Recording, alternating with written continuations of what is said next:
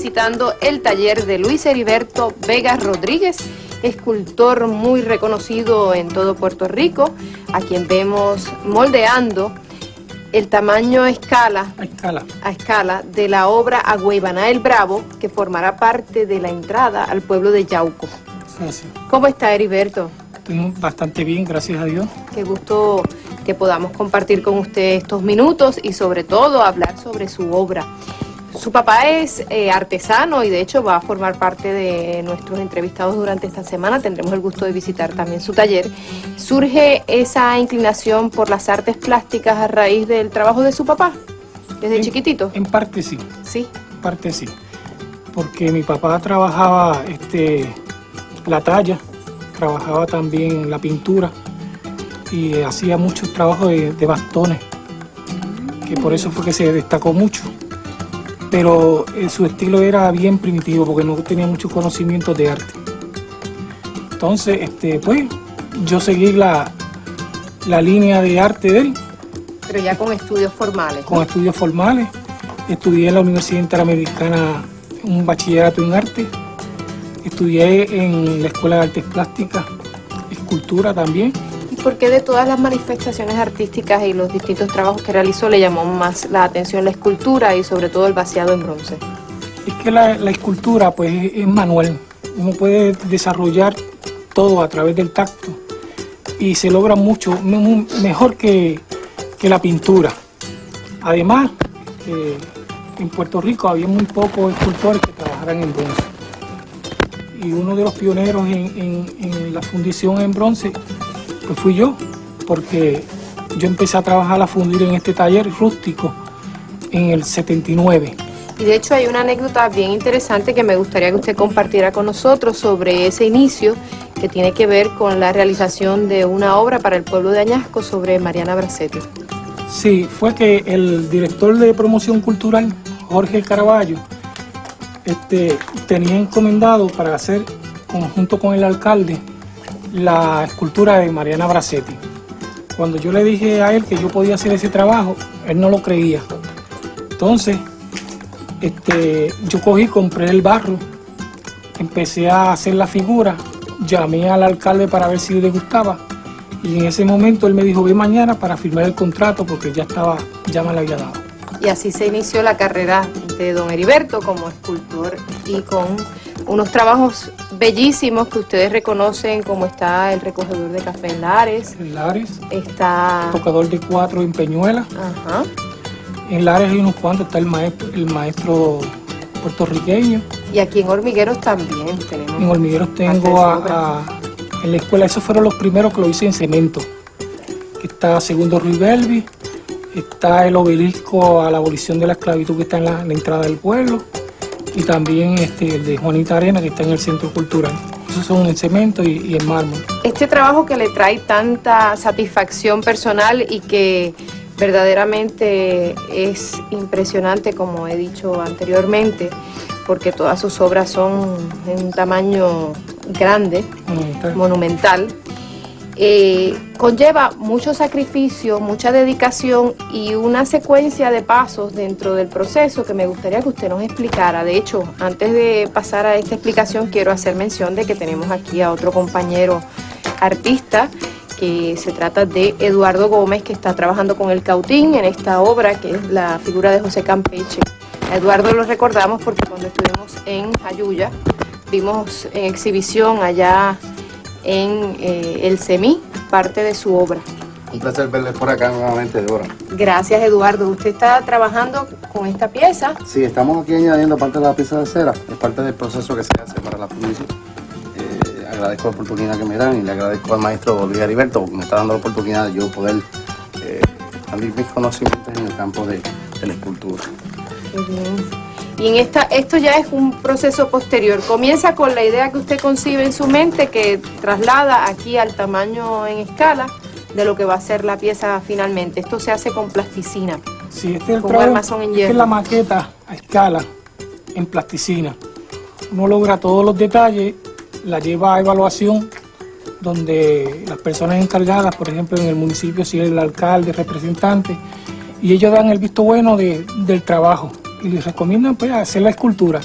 Luego de esto uno pasa a hacer el esqueleto, la posición de la escultura, del tamaño que uno quiere que Más o menos, ¿qué tiempo mínimo le toma desde que usted concibe la idea hasta que la puede realizar, entendiendo que haya los medios económicos y que las condiciones del ambiente sean favorables para que usted pueda fundir el hierro?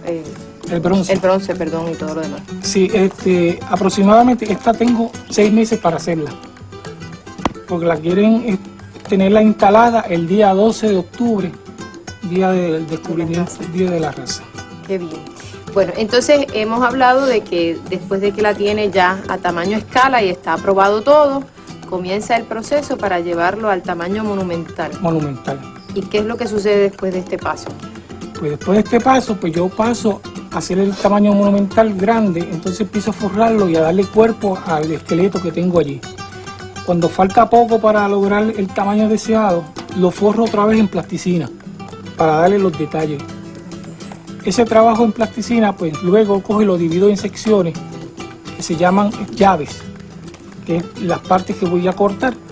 Entonces ahí le paso goma para que sea bien fiel al trabajo que yo estoy haciendo. Y encima de esa goma le aplico yeso para que sostenga la goma.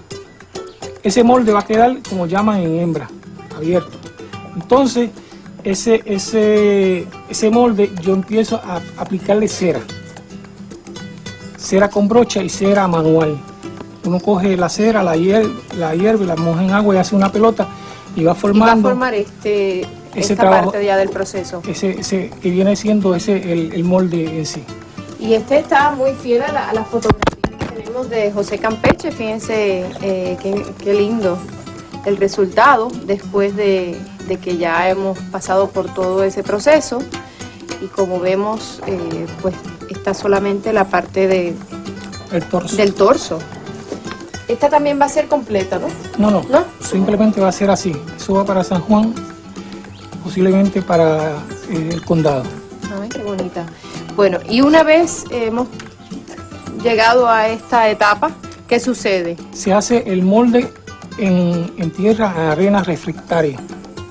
Eso es una arena. ¿Qué quiere decir ese tipo de arena? Que va a resistir calor y además va a ser porosa, porque el bronce cuando se echa tiene muchos gases y esos gases tienen que penetrar dentro del molde para que no explote.